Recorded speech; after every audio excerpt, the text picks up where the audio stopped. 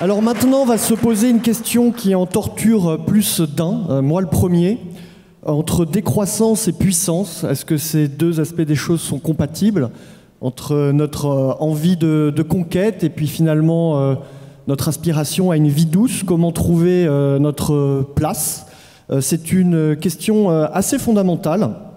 Et pour cela, nous vous proposons autour de Thomas Hentier, qui est secrétaire général de la revue Éléments, d'accueillir François Bousquet, Olivier Rey et Pascal Gauchon, que Thomas va vous représenter, pour débattre de cette question. Donc, je vous demande d'accueillir Thomas, qui va présenter les trois orateurs de cette table ronde. Thomas, tu as les micros ici. Je te laisse la place.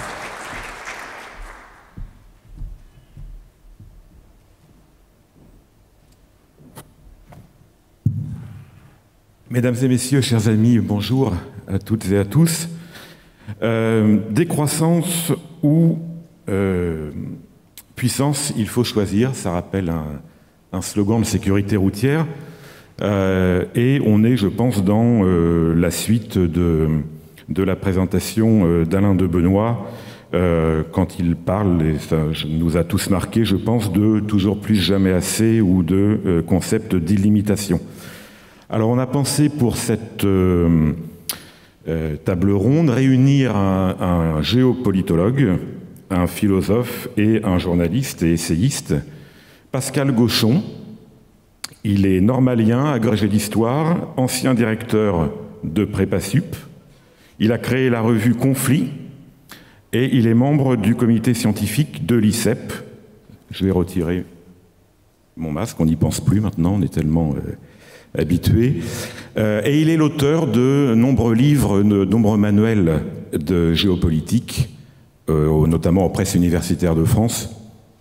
J'espère qu'on étudie encore, comme à la fin du siècle dernier, ces manuels à Sciences Po. J'en suis pas sûr, peut-être ont-ils été mis à l'index. Olivier Rey est polytechnicien, mathématicien, philosophe, essayiste, romancier. J'ai lu un très bon roman d'Olivier Rey il y a quelques années qui s'appelait Après la chute aux éditions Pierre-Guillaume Deroux, qui avait été salué par Michel Houellebecq. Et il est l'auteur de deux très grands livres, des très grands essais de ces dernières années aux éditions Stock, Une question de taille, et puis Quand le monde s'est fait nombre, c'est totalement en relation avec le sujet dont on va parler. Et pour connaître l'œuvre et la personnalité d'Olivier Rey, est sorti ou sortira dans les toutes prochaines heures un grand entretien d'Éléments où Olivier Rey répond pendant plus d'une heure et demie aux questions de François Bousquet. Et François Bousquet, justement, troisième orateur de cette table ronde, vous le connaissez bien, rédacteur en chef d'Éléments, directeur de la Nouvelle Librairie et des très prolifiques éditions de la Nouvelle Librairie.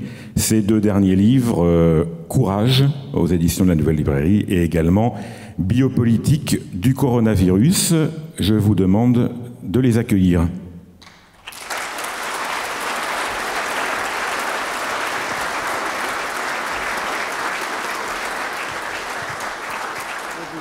Bonjour.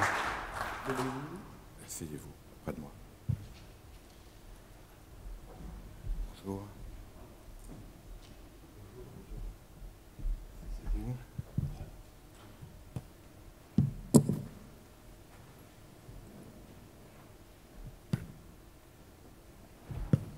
Alors, mes présentations vous ont convenu? Il n'y a pas eu d'erreur?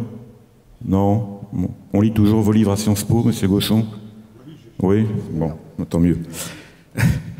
Alors, Pascal Gauchon, première question pour vous, pour l'historien que vous êtes et le géopolitologue. Est-ce que la croissance, est-ce que la taille, comme dirait Olivier Rey, fait nécessairement la puissance? Alors, vous avez... J'ai bien noté... Il fonctionne, allez-y. Il fonctionne là? Ouais. J'ai bien noté les titres de vos ouvrages. Effectivement, il me semble qu'il y a un rapport indiscutable entre la taille, donc la croissance, et la puissance. La croissance qui se caractérise par une augmentation de la taille est effectivement un facteur de puissance, tout simplement parce qu'elle permet des économies d'échelle, parce qu'elle permet de développer des moyens, et on peut admettre, on en parlera peut-être plus tard, qu'il y a à partir d'un certain moment une augmentation de la taille qui provoque à l'inverse des économies d'échelle et qui se retourne contre la puissance. C'est un petit peu, c'était un peu la mode de penser ça dans les années 90, au moment où on avait l'effondrement de l'URSS. Donc la grande taille n'avait pas empêché l'État le plus vaste du monde, hein, ça n'avait pas empêché l'URSS de s'effondrer, alors qu'au contraire, on voyait les succès des nouveaux pays industriels d'Asie, nous sommes dans les années 80, 90, comme Taïwan, comme même Singapour ou Hong Kong, qui semblaient capables de se développer beaucoup plus rapidement et même d'atteindre une puissance beaucoup plus grande. Donc il y a eu une tendance un peu inverse dans les années 90 à considérer que la taille était plutôt quelque chose qui encombrait que quelque chose qui renforçait. Et on vantait les plus petites économies, les plus petites entreprises aussi.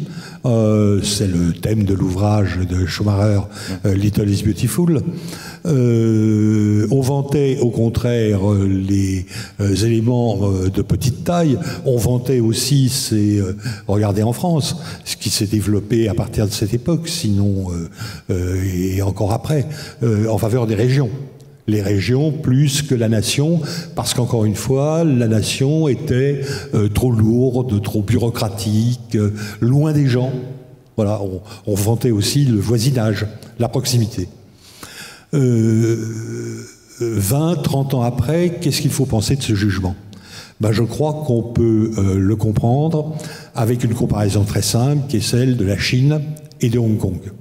Dans les années 90, on vous expliquait, les économistes expliquaient que Hong Kong, à elle toute seule, et c'était vrai, représentait l'équivalent de 20% du PIB chinois. Donc la grande taille de la Chine ne lui permettait pas de dominer tant que cela la petite ville d'Hong Kong. Et puis on a vu avec la réunification, on a vu peu à peu la Chine resserrer sa main autour du cou du petit rossignol de Hong Kong, et on voit ce qui est arrivé avec le temps, patiemment, lentement. Pékin sait faire les choses de façon adroite. La Chine populaire a pris le contrôle réel de Hong Kong, et encore cette semaine, vous l'avez peut-être vu, il y a un nouveau texte qui a été adopté qui fait que pour les délits concernant la sécurité nationale, les jugements pourront être rendus par des juges chinois sans jury. Donc voilà, peu à peu, la Chine s'est imposée. Donc la grande taille, on nous disait la petite taille est facteur de souplesse, facteur d'efficacité. La grande taille, ça reste quand même quelque chose de décisif. Donc une croissance qui n'est pas une condition suffisante, on pourrait dire, à la puissance, mais qui reste, les derniers exemples le montrent, qui reste pour vous un facteur nécessaire, une condition nécessaire. Qui n'est certainement pas un argument suffisant, ça va de soi, mais qui est un argument indispensable. Olivier Rey, donc vous avez beaucoup travaillé sur la question de la limite, et je rappelais le titre de vos ouvrages tout à l'heure. Alain de Benoît vient de nous parler de cette logique de l'illimitation, du toujours plus, jamais assez. Qu'est-ce que cette logique, qu'est-ce que cette idéologie de la croissance a fait au monde dans sa globalité, au monde naturel, au monde humain? Oui, alors la question de la taille, elle peut avoir un lien avec la taille des entités politiques, mais elle a aussi à voir avec le développement de la technologie. La technologie a elle-même aussi une taille. Et c'est vrai que là, je suis tout à fait d'accord pour dire que de ce point de vue-là, elle a tout à fait partie liée avec avec la puissance. Il n'est pour d'ailleurs s'en rendre compte que de penser à ce qui s'est passé en Asie au XIXe siècle, et où les Japonais ont été les premiers à comprendre, à partir de la Meiji, que s'ils voulaient continuer à exister en tant que Japon par rapport aux Occidentaux qui disposaient d'une technologie à l'époque supérieure à la leur, eh bien la seule solution était d'adopter cette technologie. À ce moment-là, le Japon s'est lancé dans un programme d'industrialisation extrêmement rapide et spectaculaire qui lui a permis déjà en 1905 de battre les Russes et en 1940 de tenir tête aux États-Unis. Pour ce qui est de la Chine, pour les Chinois, le siècle qui s'étend du début des années 1840 avec la première guerre de l'opium qui leur a été imposée jusqu'au lendemain de la Seconde Guerre mondiale, en Chine ça s'appelle le siècle de l'humiliation. Et on ne peut absolument pas comprendre la frénésie technologique qui s'est emparée de la Chine depuis les lendemains de la Seconde Guerre mondiale, sans la volonté de prendre sa revanche sur ce siècle de l'humiliation. Quand en 1964, la première bombe nucléaire chinoise a explosé, Mao a dit « Maintenant, plus personne ne pourra rire de la Chine », et la Chine est toujours sur cette lancée. Et donc, en fait, il est clair qu'aujourd'hui, la technologie, enfin depuis le 19e siècle, la technologie étant devenue la principale dispensatrice de puissance, il est clair que toute communauté humaine qui n'en dispose pas s'expose à la vassalisation extrêmement rapide. Mais en même temps, il faut bien voir qu'il y a quand même un problème, c'est que en même temps que cette technologie permet à des entités politiques de se défendre contre des menaces extérieures, en fait, elle a aussi tendance à les détruire de l'intérieur.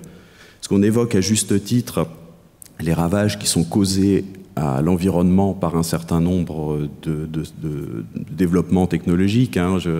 Dans la Théogonie, Hésiode parle de Gaïa au large flanc qui offre une assise sûre à jamais à tous les vivants. Aujourd'hui, on peut dire que Gaïa est quand même en petite forme.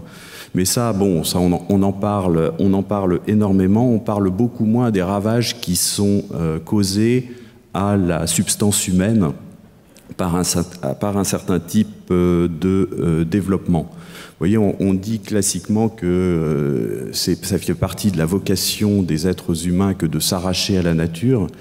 C'est vrai que il fait partie de la vocation humaine d'avoir un certain arrachement à la nature, mais un certain arrachement seulement. Il faut que cet arrachement reste raciné, si on peut dire.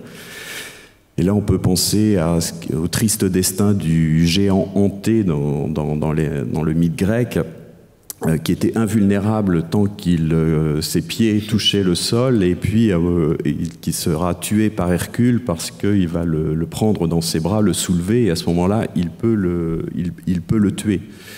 Et en fait, il y a un certain mode d'artificialisation de l'existence humaine avec la technologisation à outrance de nos existences, qui revient précisément à soulever les peuples de telle sorte qu'ils n'aient plus contact avec la réalité matérielle et qui amène à leur étouffement. Il y a aussi le fait que nous nous retrouvons tous, autant que nous sommes totalement dépendants pour notre survie la plus immédiate du gigantesque dispositif qui s'est mis en place, qui nous rend extrêmement difficile de le mettre en cause. Je pourrais aussi évoquer très rapidement, je termine avec ça, la dégénérescence physique à laquelle nous assistons. La Fédération française de cardiologie a attiré l'attention sur le fait qu'au cours des 20 dernières années, elle avait évalué chez les jeunes de ce pays une perte de 25% de leur capacité physique, parce qu'effectivement, être affalé sur un canapé à caresser son smartphone ou à regarder Netflix, ça n'est pas exactement la même chose que ce que faisaient les gens qui vivaient à la campagne. Et il y a également, on peut noter une dégénérescence intellectuelle, puisque depuis les années 2000, le quotient intellectuel a commencé à régresser dans nos pays. Alors il y a toutes sortes de raisons, mais enfin, ça existe. Et puis il y a une dégénérescence, je pourrais dire, structurelle.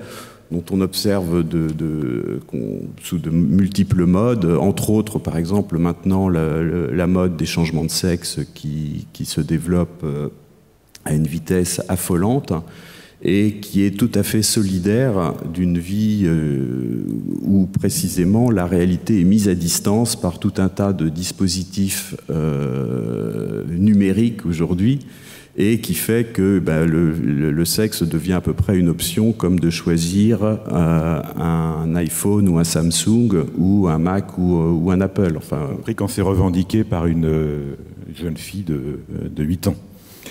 Une jeune fillette de 8 ans. Et donc, en fait, nous sommes pris, à mon avis, dans une tenaille où il nous est absolument nécessaire de garder la maîtrise technologique pour ne pas être vassalisé par d'autres puissances qui poursuivent la course technologique, et en même temps le très grand danger que fait courir la technologisation à outrance sur la communauté même que l'on voudrait préserver et qui risque de se décomposer de l'intérieur. François Bousquet, alors on a beaucoup parlé, dans Éléments on relaie beaucoup les questions liées à la décroissance. On a parlé de Serge Latouche depuis très longtemps dans le magazine. Quels sont les fondements finalement de cette pensée décroissante, et où en sommes-nous aujourd'hui dans les différents mouvements ? La décroissance, en un mot, puisque le mot dit la chose, c'est la phrase assez célèbre, pas de croissance infinie dans un monde fini, ça c'est la définition de la décroissance, qui voit le jour dans les années 70, en tout cas dans le sens actuel du terme, plutôt dans la nébuleuse gauchiste, mais je vais vous montrer que les choses sont un peu plus complexes en fait. Il y a deux sources à la décroissance, à l'idée d'une finis terrae, d'une terre finie. Il y a une source qui relève de la sphère des intellectuels, des philosophes, parfois également des romanciers, de droite et de gauche, même si la droite n'apparaît pas frontalement dans l'immédiat. Et il y a surtout une source scientifique, c'est le Club de Rome, et quelqu'un sur lequel je vais un peu m'attarder, moi, qui nous fournit, lui seul, nous fournit une théorie de la décroissance. Son nom est imprononçable, encore plus inorthographiable. C'est Nicolas Georgescu-Roegen, qui est le père putatif de la décroissance. Alors la décroissance est de droite et de gauche, même si elle a vu le jour donc, dans ce continent gauchiste, avec les gauches alternatives dans les années 70, dans le cadre du post-développementisme, pardon. Mais si vous réfléchissez bien, il y a une archéologie très ancienne, immémoriale de la décroissance. C'est toutes les écoles de sagesse, en réalité. J'ai pris l'habitude, je vous l'ai déjà dit, et je vous la resserre cette année, je l'ai dit l'an dernier, mais pour moi, la décroissance, c'est le stoïcisme de notre temps. Sous les Antonins, sous Marc Aurèle, j'aurais été un stoïcien. Sans nul doute, à titre individuel et pas collectif. Ça, c'est un des problèmes que soulève la décroissance à l'état politique. Aujourd'hui, le stoïcisme de notre temps, c'est la décroissance. Alors donc, à la lumière des écoles de sagesse, qu'elles soient païennes, chrétiennes ou peu importe, européennes ou asiatiques, après tout, Confucius, Lao Tse ont droit de citer aussi au titre de maître de sagesse. Donc cette décroissance est très ancienne, c'est la tempérance, c'est la quiétude, c'est l'ataraxie pour certains d'entre eux. Donc vous voyez qu'elle a des sources très très très lointaines. Mais pour nous, le sujet vis-à-vis de l'économie, les deux théories les plus intéressantes de la décroissance, même si la première ne théorise pas la décroissance, vous connaissez tout ça, surtout les plus anciens, c'est les travaux du Club de Rome, en particulier le rapport dit Meadows, du couple Meadows, qui étaient des chercheurs au MIT, aux États-Unis, et qui a publié un manifeste en 72 ou 73 en France, qui s'appelle « Halte à la décroissance ». Alors on a beaucoup glosé contre eux. Halte à la croissance. Halte à la croissance, merci Olivier. On a beaucoup glosé autour de ce rapport puisqu'il se fondait sur les ressources prouvées de pétrole au seuil des années 2000. Et à l'époque, ces ressources auraient dû s'épuiser, mais on ne va pas rentrer dans les querelles du pic, des pics de consommation, qui est le plafond de prélèvement de la ressource, peu importe soit-elle. Mais en fait, le Club de Rome se contentait d'annoncer, au vu de la surpollution, de la surdémographie, de la surconsommation, l'écroulement de l'économie monde, à horizon de 2100. Donc on a encore un siècle devant nous. Mais cela étant, ils n'ont pas théorisé, eux, la décroissance. Eux, ils ont théorisé ce qu'ils appelaient un état stationnaire, une croissance zéro, en fait. Et il y a quelqu'un qui était très proche d'eux, très proche du couple Meadows, qui est Nicolas Georgescu-Roegen, que je ne dise pas de bêtises, il est né en 1904, je crois, 1906, et il meurt en 1994. C'est d'abord un mathématicien, comme Olivier, et qui est devenu, aux États-Unis, naturalisé américain, qui est devenu économiste, grâce à Schumpeter, à Samuelson, grâce à quelques grands économistes américains qui l'ont introduit dans leur discipline, et c'est vraiment le père putatif de la décroissance. Il n'invente pas le mot, mais il invente la chose, et surtout, il la théorise. Surtout, il nous fournit un concept de la décroissance. Il y a un concept scientifique de la décroissance, et je vais essayer de vous l'expliquer assez brièvement. Son livre est difficilement trouvable en France, il est disponible au Centre de la Terre, et dans son livre, La décroissance, vous verrez que qu'il est le père d'une révolution. Dans le champ scientifique, une révolution, c'est un changement de paradigme. Il invente un nouveau paradigme, Georgescu Roegen. Ce nouveau paradigme, c'est la décroissance. Et tout nouveau paradigme dans le champ scientifique heurte évidemment le cadre mental qui prévaut jusque-là. Et le cadre mental qui prévaut jusque-là en économie, c'est la croissance. Donc on a pensé un temps lui donner le prix Nobel à Georgescu Roegen, mais évidemment on ne lui a pas donné, puisqu'il reprochait à sa discipline, les mathématiques, d'être toujours dans un schéma newtonien, dans un schéma de mécanique newtonienne, qui fournissait cette mécanique à la théorie économique, ses grands équilibres, et en particulier sa conception cyclique du temps. Alors si je veux faire une petite parenthèse sur cette conception cyclique du temps, puisqu'on est au cœur de notre sujet. En économie, il y a des cycles, il y a 10 cycles, si vous voulez, il y a quantité d'économistes qui ont théorisé, depuis Kondratiev, qui ont théorisé l'idée des cycles, c'est qu'il y a une phase d'expansion, ensuite il y a une phase de récession, ensuite il y a une phase de dépression. Et c'est un cycle, ça tourne, ça n'en finit pas. L'économie est cyclique. Donc à ce compte-là, en effet, la croissance peut se programmer indéfiniment, puisque c'est un manège, c'est une roue, et ça revient. Et Georgescu Roegen objectait à cette conception cyclique de l'économie, c'est qu'elle néglige une dimension fondamentale du temps, que nous tous, êtres humains, dont nous tous, êtres humains, faisons l'expérience au quotidien, c'est que le temps pour nous est irréversible. Or, dans le cadre d'une vision du monde qui est dominée par l'idéologie ou la religion de la croissance, le temps est réversible. Et à ce temps réversible, Georgescu Roegen opposait l'idée d'une flèche du temps. C'est-à-dire une flèche, vous avez une flèche qui croît, qui atteint son pic, qui plonge. Donc à un moment donné, l'économie mondiale va plonger. C'est ce qui fonde le postulat de base de la décroissance, et je vais y venir. Georgescu Roegen l'appuie, et c'est le premier économiste à ma connaissance à le faire, sur les lois de la physique, en particulier les lois de la thermodynamique. Et Roegen disait que dans toutes les cosmogonies, les hommes volaient le feu à un dieu du ciel. Il appelait ce dieu du ciel Prométhée numéro 1. Et il disait que nous, sociétés humaines historiques, nous avons volé le feu du ciel au sol, au sous-sol. C'était le Prométhée 2. Ce sous-sol, c'est les énergies fossiles. En latin, fossilis, c'est ce qui est extrait, ce qui est tiré du sol. Et la première de ces énergies, la plus miraculeuse pour nous, c'est le pétrole, parce que le pétrole a une densité énergétique inégalée, parce que le pétrole est transportable d'un coin à l'autre du globe. Et si vous y réfléchissez bien, le pétrole nous permet, comme dans les contes de fées, de marcher avec des bottes de 7 lieues. En d'autres termes, si vous convertissez un litre d'hydrocarbures que vous mettez dans votre voiture en kilowatts, 1 litre d'hydrocarbures, vous en mettez 50 dans votre voiture, ça équivaut à 4 jours de travail physique humain. Donc en gros, quand vous mettez 50 litres dans votre voiture, vous avez 200 jours de travail humain. Donc c'est comme si on avait des esclaves à notre disposition en permanence. C'est ce que nous dit Georgescu Roegen. Et en fait, si on a aboli l'esclavage, c'est pas parce que nous sommes des natures morales. En aucun cas, nous ne sommes pas des natures morales. C'est que nous avons trouvé une énergie de substitution au travail physique, à l'esclavage. C'est la guerre du Nord contre le Sud.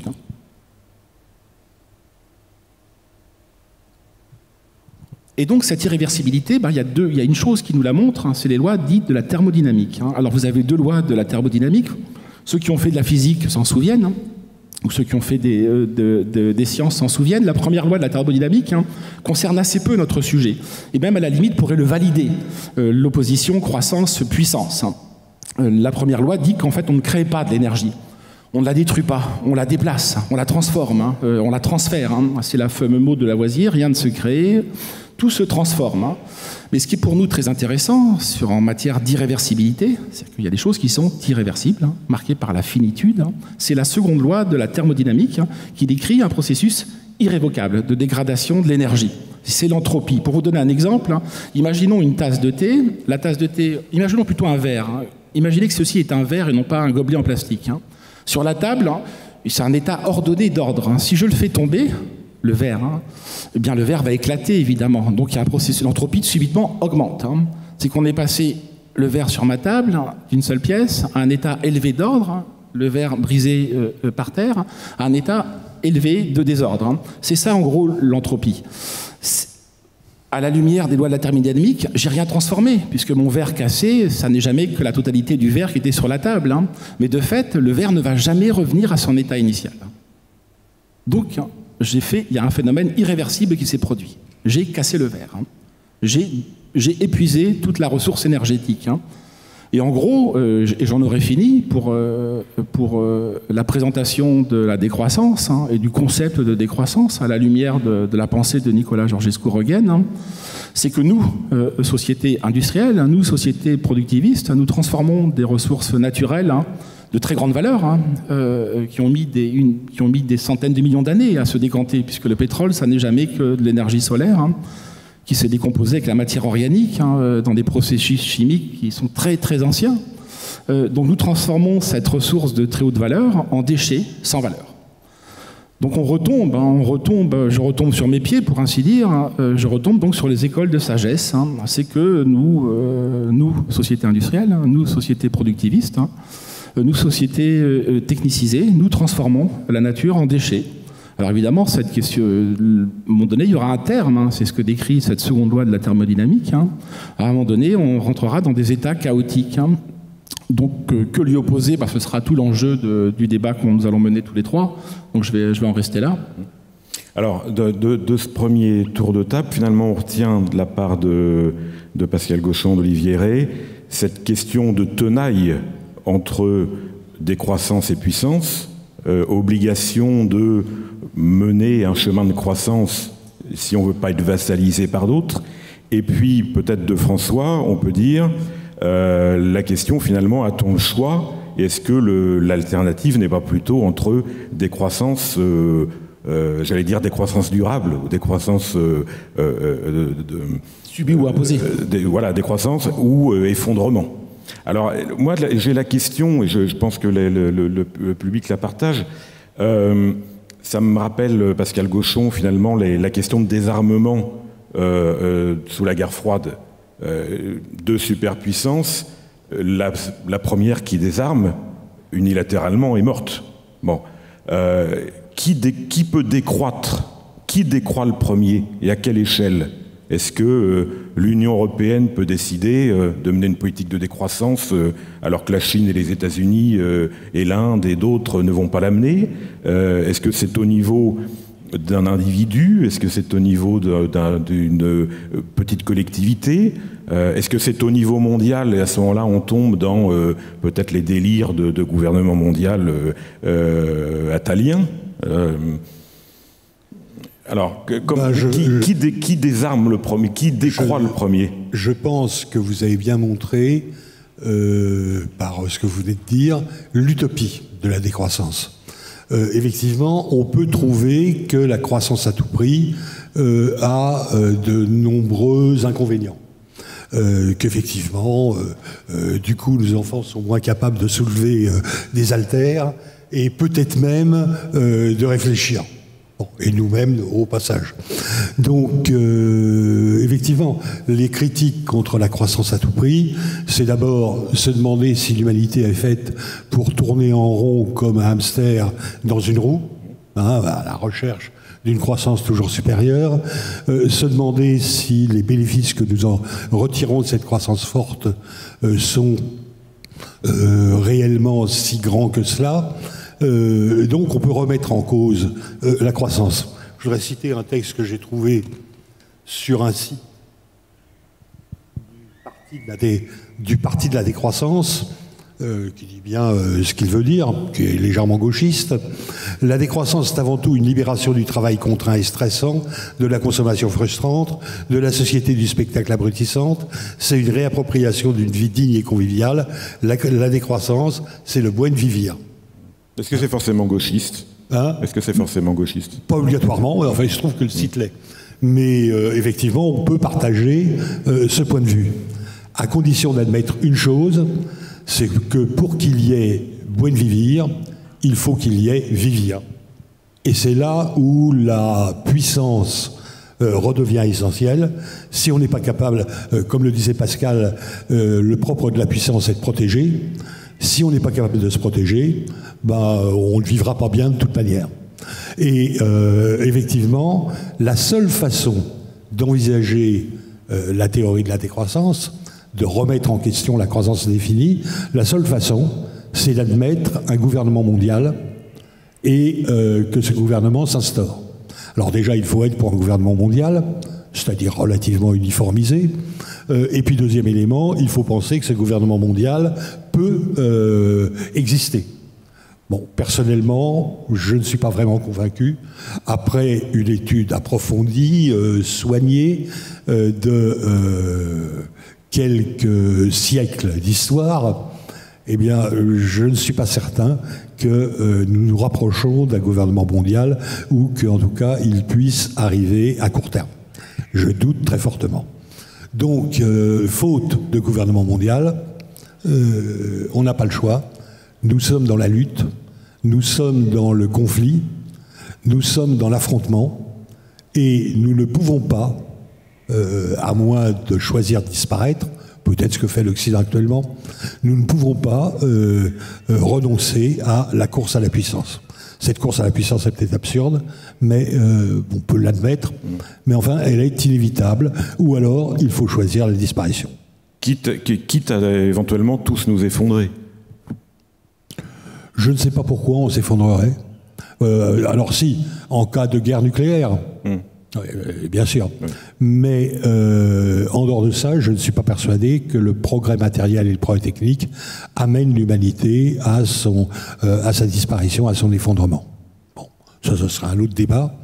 Je discutais avec l'un d'entre vous tout à l'heure qui s'occupe d'énergie renouvelable, qui est sur le plan des idées absolument parfait, et qui me disait qu'aujourd'hui, les énergies renouvelables étaient capables de plus en plus de se substituer de façon rentable aux énergies fossiles. Donc voilà, le progrès technique pourrait peut-être résoudre ce qui semble une des principales limites, d'après les tenants de la théorie de la décroissance, une des principales limites à ce progrès indéfini. On pourrait remplacer le pétrole, le gaz, le charbon par d'autres choses qui n'auraient pas les mêmes conséquences sur l'environnement. Il ne faut pas, par principe, considérer que le progrès technique va échouer. D'ailleurs, toutes ces théories de la décroissance, en fait, ne sont pas nouvelles. Elles viennent tous de Malthus, d'une façon ou d'une autre, du malthusianisme. Or, Malthus, quand il décrivait quelque chose qui correspond tout à fait à ce que disent les décroissants aujourd'hui, à savoir que la croissance démographique débouchera sur une famine généralisée, en tout cas pour beaucoup, et la mort de beaucoup, faute de nourriture à cause du manque de terre, de la baisse des rendements, tout ce que vous voulez, eh bien, Malthus, on l'oublie souvent, décrivait cette situation en partant de l'analyse des colonies anglaises d'Amérique du Nord. Ces colonies anglaises d'Amérique du Nord, c'est devenu les États-Unis d'Amérique, et on ne peut pas dire que ce soit le pays qui est le plus échoué sur le plan matériel. Alors maintenant, la civilisation américaine est autre chose, bien évidemment, mais l'échec annoncé, promis par Malthus, l'idée que au grand banquet de l'humanité, la nature allait chasser et tuer ceux qui étaient en surnombre, eh bien cette idée, elle ne s'est pas réalisée. Olivier Rey, peut-être une réaction, c'est Pascal Gauchon. Oui, est-ce qu'il y a une voie médiane pour sortir de cette tenaille? J'ai pensé aussi à un paradoxe qui existe, qui avait été émis par le grand physicien Enrico Fermi. Vous savez qu'aujourd'hui, on est en quête de traces de vie extraterrestre, et on lance des missions, on rêve de lancer des missions très lointaines pour aller essayer de trouver des vies extraterrestres. Mais si jamais on avait une chance de trouver des vies extraterrestres, Ça voudrait dire que la vie existe dans bon nombre d'endroits dans l'univers, mais si la vie existe dans un grand nombre d'endroits dans l'univers, il n'y a aucune raison que ce soit sur Terre que nous soyons les plus avancés.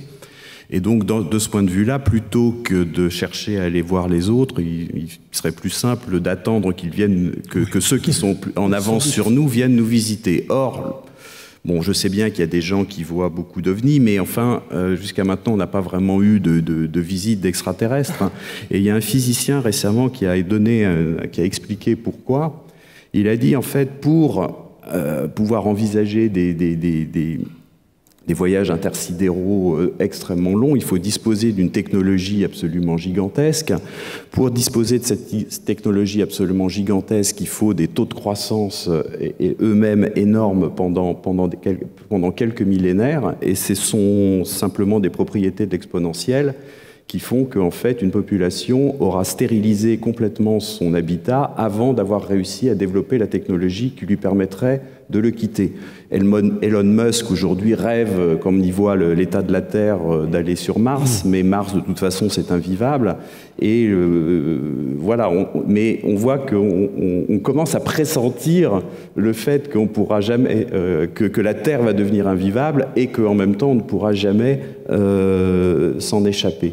Et en fait, ce qui se passe aujourd'hui, c'est que je pense qu'on peut voir, François en parlait auparavant, que nous sommes pris dans une dynamique à l'échelle terrestre qui peut être globalement désastreuse, mais en même temps, un peuple particulier sur cette terre ne peut pas s'abstraire de cette dynamique sous peine d'être écrasé par ceux qui la continuent. Et c'est bien ça, quand même, l'énorme problème dans lequel nous sommes. Si on prend la question démographique, on va vous dire, bon voilà, il y a cette bombe démographique, c'est terrible. Alors comment la juguler? Eh bien, il faudrait que les gens fassent moins d'enfants. Mais si vous faites moins d'enfants en Europe, ce qui est le cas, pendant que en Afrique, les taux de fécondité sont énormes, tout ce à quoi vous aurez abouti, c'est un remplacement de l'Europe par des populations africaines. Et on n'aura pas diminué la population mondiale, on se sera simplement sabordé pour laisser la place à d'autres. Alors qu'ils iront peut-être ensuite eux-mêmes vers la disparition totale, mais enfin, en attendant, on n'aura fait que hâter notre propre disparition. Et c'est bien ça la question terrible à laquelle nous sommes confrontés. Et alors, juste pour terminer, un tout petit mot. Moi, ce dont je rêverais à l'intérieur d'un pays comme la France, mais c'est sans doute dans l'état où est la France aujourd'hui de décomposition, c'est malheureusement peu réaliste, mais moi, ce dont je rêverais, si vous voulez, c'est d'un État qui est capable, à l'intérieur de lui-même, de continuer à développer des technologies de puissance qui lui permettent de protéger sa population par rapport aux autres et qui, en même temps, permettent à une partie de sa population à l'intérieur de vivre de la manière souhaitée par François. Et c'est pas simplement une question de goût, c'est aussi, je dis, une question vitale, parce qu'il ne s'agit pas simplement de résister aux autres, il s'agit aussi de rester soi-même. Par exemple, si vous proposez à une antilope de devenir hippopotame, parce que comme ça, elle ne sera plus poursuivie par les lions. L'antilope, elle va répondre, bah non, moi je suis une antilope, j'ai pas envie de devenir un hippopotame pour ne plus me faire manger par les lions. Vous voyez, donc on est face à ces deux problèmes, c'est-à-dire qu'on a besoin de moyens qui nous permettent de résister aux autres, mais il ne faut pas que le développement de ces moyens nous fasse perdre la substance que là on a envie de protéger. Et donc en fait j'aimerais un pays, là c'est toujours l'horreur, mais un pays à deux vitesses, où il y aurait les technologistes qui prendraient en charge la protection du pays et qui permettraient à d'autres de vivre selon des modes décroissants. Qu'on ferait vivre avec un revenu universel, non? Mais après tout, c'est ce qui se passe. Enfin, on peut avoir un tout petit exemple de ça disproportionné, mais aux États-Unis, c'est aussi l'endroit où vivent les communautés amish. Et les communautés amish, elles vivent aux États-Unis parce qu'il y a la puissance américaine. Si vous mettez une communauté amish en Syrie ou en Irak, elle ne va pas durer très longtemps. C'est clair. C'est parce qu'il y a les infrastructures américaines que les Amish peuvent vivre aux États-Unis. Les choses sont un peu plus compliquées parce que les Amish ont un très grand talent pour développer, par exemple, les activités financières. C'est pas du tout... ce qu'ils refusent, c'est tout le progrès matériel, tous les changements matériels intervenus depuis le XVIIIe siècle. On est au cœur de l'éthique protestante du travail. Ils veulent pas de la voiture à essence, électrique non plus, etc., parce qu'il y avait déjà à l'époque des calèches, mais ils veulent bien Internet et ils veulent bien les activités financières sur Internet. Donc les Amish sont plus compliqués que ça et peut-être capables de résister mieux qu'on ne pourrait le croire. Mais si vous le permettez, je voudrais revenir sur une chose. La solution que vous... Parce qu'elle est intéressante, la solution que vous proposez. La solution que vous proposez, d'une certaine façon, elle a été mise en place par le Japon sur le plan économique, avec un secteur ouvert vers l'extérieur, où les salariés sont très bien payés, où ils travaillent énormément, et où ils fabriquent leurs automobiles, où ils fabriquent leurs produits électroniques, etc. Et puis tout le secteur des services, qui est peu efficace sur le plan économique, où les gens sont beaucoup moins bien payés. Donc, voilà, c'est pas absurde ce que vous proposez. Simplement, il faut que des gens acceptent d'être moins bien payés que les autres. François, oui, des réponses aux objections et à la question peut-être de l'échelle. Disons que qui décroît et comment? Alors, à la question qui a été posée par Thomas, oui, en effet, qui décroît? Est-ce qu'on peut décroître unilatéralement? Non. Il y avait le socialisme dans un seul pays. On n'imagine pas la décroissance dans un seul pays, sinon, sauf à décrocher. Je le redis, toute la difficulté de la décroissance, c'est de transformer une attitude individuelle devant la vie, c'est-à-dire une école de sagesse, en politique. Pour l'heure, c'est impossible. La décroissance, c'est fondamentalement impolitique. Donc il y a des solutions, on va en parler, il y a quelques solutions qu'a esquissé Olivier.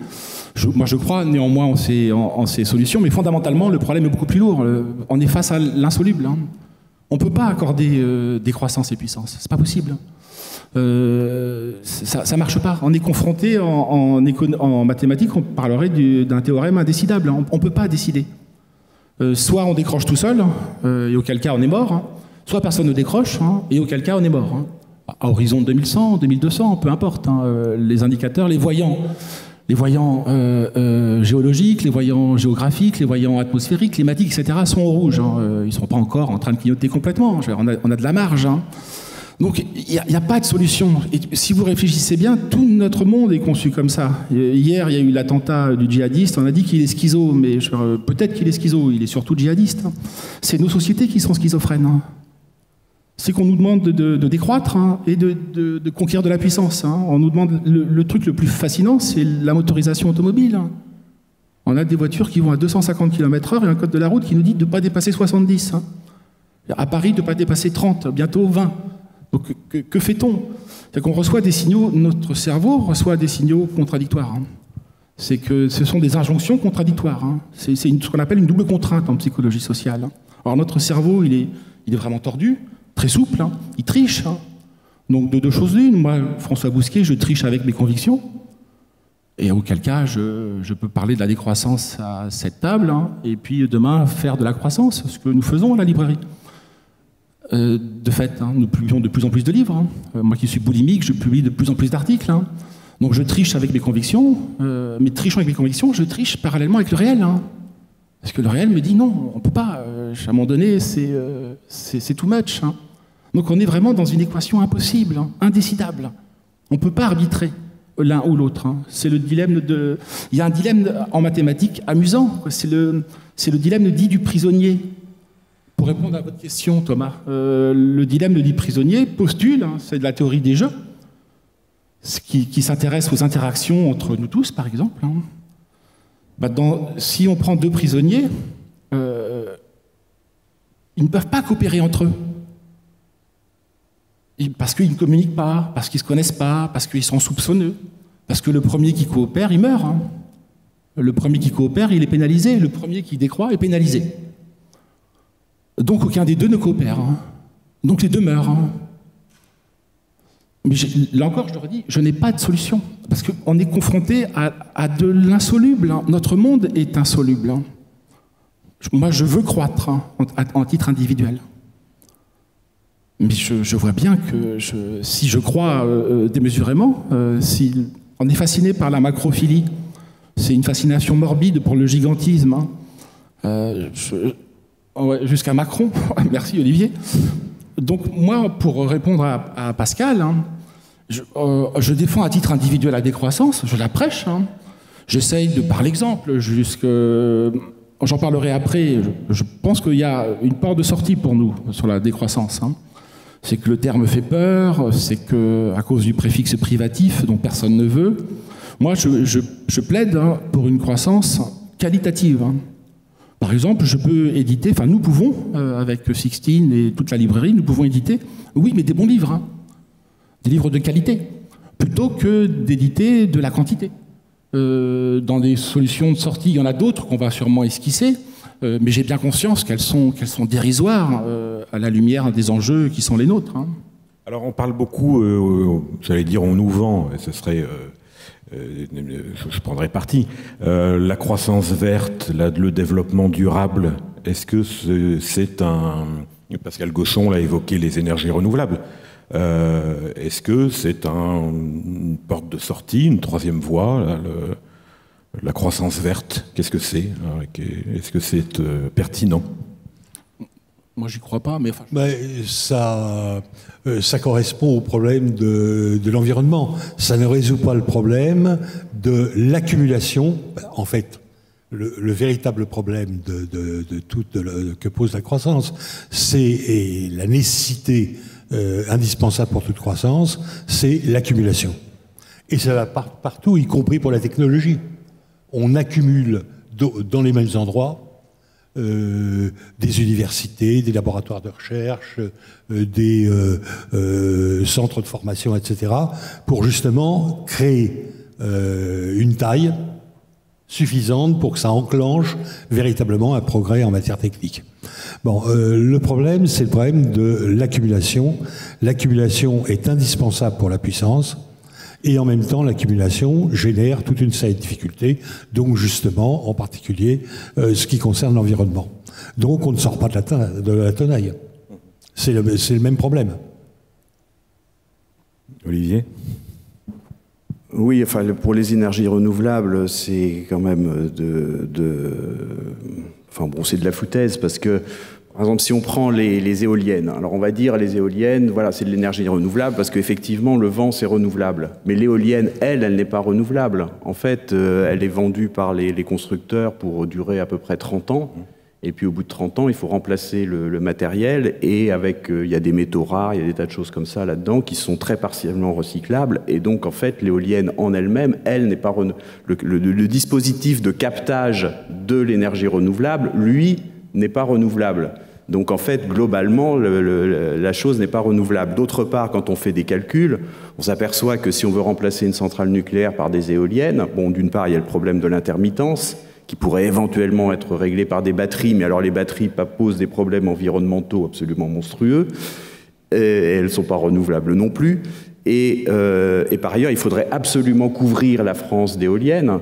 Et donc là, quelle envie aurait-on de vivre dans un pays couvert d'éoliennes? Donc en fait, si pour garder l'autonomie énergétique de la France, il faut détruire la France, bon, bah ça sert à rien. On n'a pas envie de vivre au pied j'ai pas envie de vivre au pied d'un mât d'éoliennes. Voilà, et donc c'est bien là où on est pris dans un... Ça, les éoliennes, et donc finalement avec toutes les réticences que j'ai pour la très haute technologie, je préfère les centrales nucléaires. Voilà. Pareillement, c'est 10 fois moins polluant. Je me permets de rebondir sur Olivier, sur la question des énergies renouvelables. À titre personnel, j'ai des projets d'éolien je suis dans la vallée de l'Yonne, c'est un cauchemar pour nous, c'est un pur cauchemar. On va se battre, mais on risque de les avoir. Mais c'est du flanc, toutes ces énergies. Il faut un réseau routier pour amener les éoliennes. Il faut des grues, il faut du pétrole. En fait, on se rend compte depuis qu'on n'a pas remplacé le charbon par le pétrole. Le pétrole par le nucléaire par l'éolien ou le renouvelable. À chaque fois, on a empilé des niveaux égaux, sinon supérieurs, de nouvelles ressources énergétiques. On consomme du charbon comme on n'en a jamais consommé aujourd'hui. Pas ici, Mais si les Allemands ne veulent pas de nucléaire, c'est parce qu'ils ont du charbon. Les rejets de dioxyde, le charbon, c'est imbattable. Hein. Pour être juste, ils auront du gaz russe. Oui, ils ont du gaz, mais un petit peu moins. Mais simplement, on n'a pas le charbon, la Russie, la Chine, les États-Unis, la Pologne, d'autres pays, continuent à consommer massivement du charbon. Donc nous, Français, si nous étions intelligents, je parle des Français là, on défendrait massivement notre énergie nucléaire, hein, puisque c'est elle qui est de très loin la moins polluante. Donc ça peut une des voies de la décroissance, paradoxalement, pour être le nucléaire. Hein. Vous savez on a en France une qualité qu'on a perdu de vue. C'est qu'on est quand même les génies de la planification. On a été des planificateurs exceptionnels. Hein. Et on a programmé, les pères de la planification française ont programmé la croissance. Hein. Et un des pères des 30 Glorieuses, hein, qui était un planificateur, un commissaire au plan, qui était Claude Cruson, a écrit un livre d'entretien qui s'appelle « Programmer la croissance hein ». Et pas mal d'écolos essayent aujourd'hui de dire on pourrait aussi programmer, après tout, pourquoi pas, la décroissance. Hein. On pourrait avoir une puissance publique hein, qui mette au programme, dans un domaine réservé, dans un domaine sanctuarisé, non concurrentiel, hein, des choix de décroissance. Hein.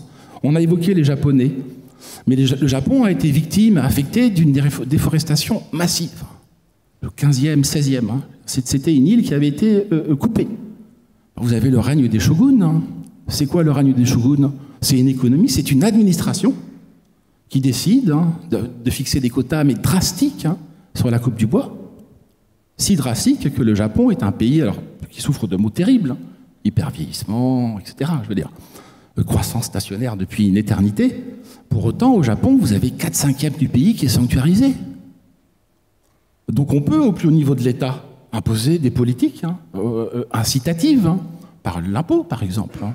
L'impôt, les identitaires avaient porté sur l'impôt des mesures qui me semblent très pertinentes. Hein.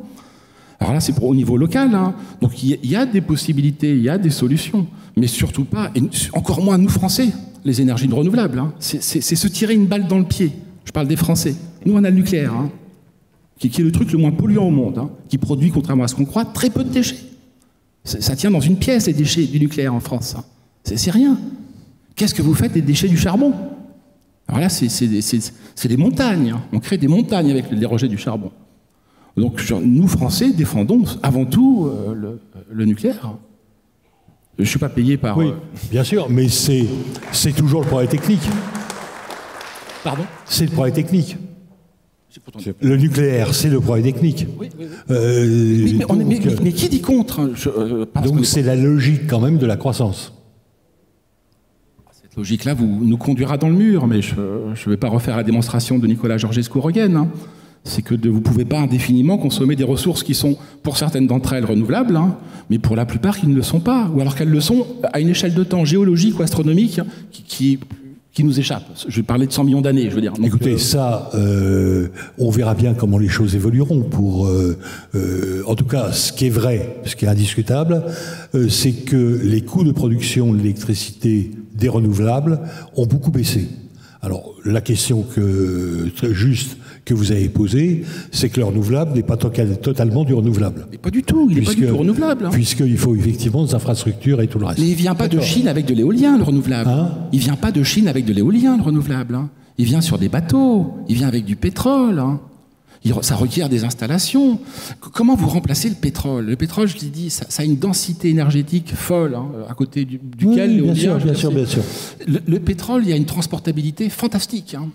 Moi, je peux prendre du pétrole, je le fous dans ma voiture. Comment je mets une éolienne dans ma voiture hein? Olivier l'a dit, par une batterie. C'est ce qu'on appelle un effet rebond. C'est ce qui fait qu'à chaque fois, on rajoute un palier de pollution. Encore une fois, des problèmes de genre sont déjà posés dans l'humanité, pour l'humanité, et des solutions techniques ont été trouvées souvent.